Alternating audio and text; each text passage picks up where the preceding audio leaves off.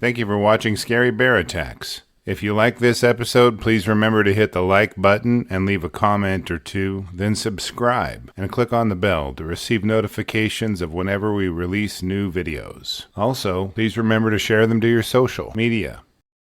The low trickle of glacial melt made puddles in the trail that the hikers splashed through. The scent of earth hung in the cool, fresh air. They'd gone a good portion of their route, but still had a ways to go, so one of the hikers paused to adjust the shoulder strap of his backpack. His partner took the opportunity to scan the brush and the small saddle around them. The silence, broken only by their heavy breathing, was suddenly shattered by the popping of branches and rustling of brush. In the hope that the noise was a moose, the hikers looked on as the brush parted at its canopy and something powerful parted it from the ground. The hikers' faces sank in terror as they knew only one animal could navigate the brush this way. About 5 yards from them and just off the trail, an agitated brown bear popped out of the brush and stared in their direction. Welcome back to Scary Bear Attacks. Nestled in southern Alaska's Kenai Peninsula, Kenai Fjords National Park is a realm of ice, sea, and towering peaks.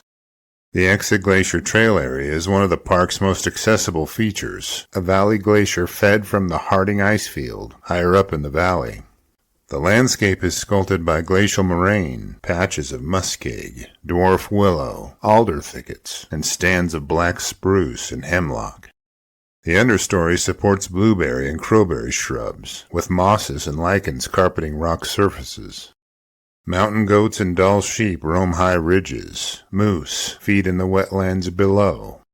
Predators such as wolves, coyotes, and both black and brown bears patrol the habitat. During late September, when days shorten and bears enter hyperphagia, they begin eating intensively in preparation for winter. To eat their needed calories, trails connecting the berry patches they feed on become avenues to ambush prey. But it isn't only moose, elk, or deer that roam these trails. In the evening of Wednesday, September 24, 2025, a couple was hiking together along the Exit Glacier Trail near Seward, Alaska.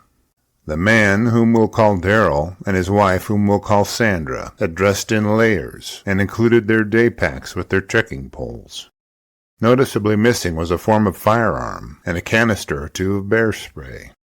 They'd managed fine on their hike so far, so this decision to go without these items seemed like a good one, at least for a little while. Bear encounters in the Alaskan backcountry are relatively common, and the most serious end in bluff charges, often leaving terrified hikers or hunters. Contact rarely results from such encounters, but when it does, it is usually brief and non-life-threatening. In recent years, there have been too many attacks in this state to list, but several episodes on this channel discuss them. The Kenai Fjords area is very popular among hikers and sees hundreds of human visitors each year. Hiking during berry season and the salmon runs takes advantage of a time when brown bears are pacified with abundant food, leading to fewer attacks. This lack of data grants people a sense of ease and comfort in a place replete with risk and dangerous predators. As the brush popped and the bear stepped out onto the trail, its eyes immediately focused on Darryl and Sandra. This had happened a few times before, but never at such a close distance.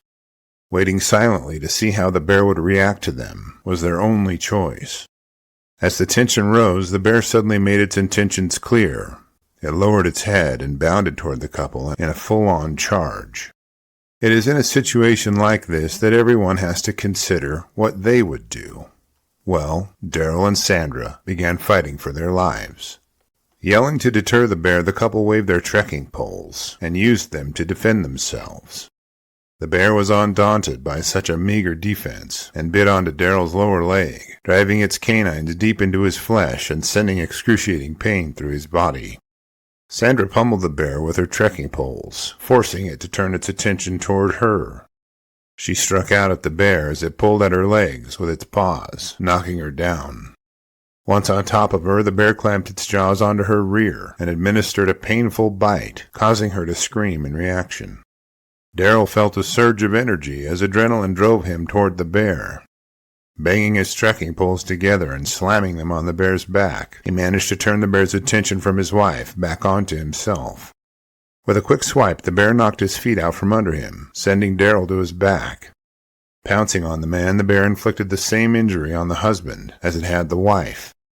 It latched onto his butt and opened up a deep and painful wound with its canines. Now seeing Darryl being attacked, Sandra rose to the occasion and began kicking and striking the bear with her trekking poles. Yelling and pummeling the bear in an unrelenting attack, the woman managed to drive it off from her husband. The couple watched as the bear made its way through the brush and up and over the hill. Their valiant defense of each other had convinced the bear to find easier prey and may have saved their lives. Suffering bite wounds to their buttocks and lower legs, as well as numerous bruises, scratches, and scrapes, they were able to walk the remaining distance, a quarter-mile, back to the parking lot where they left their vehicle. They drove themselves to the emergency room and arrived around 9 p.m. They were admitted in stable condition with non-life-threatening injuries. Park officials responded, closing the trail and the boundary gate to restrict access while investigations proceeded. Seeking to identify the bear in case of future problems, they examined the victim's clothes for saliva and the attack site for scat. The bear's DNA would be used in future comparisons at future attack sites or problem bear incidents. No DNA was found, leaving the effort to identify the bear without success. While investigating the attack site, the investigators found no cached animal carcass. They did not find proof of bear cubs either.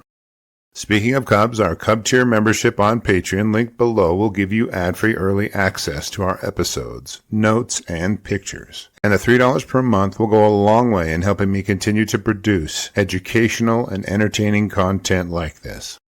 The bear's motivation for the attack is still under investigation.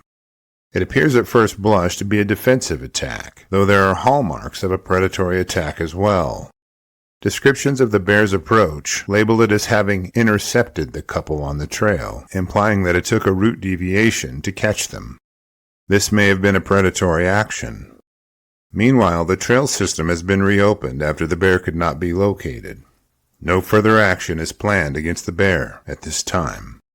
Alaska is home to tens of thousands of brown bears, also known as grizzly bears, although densities vary widely across habitat types.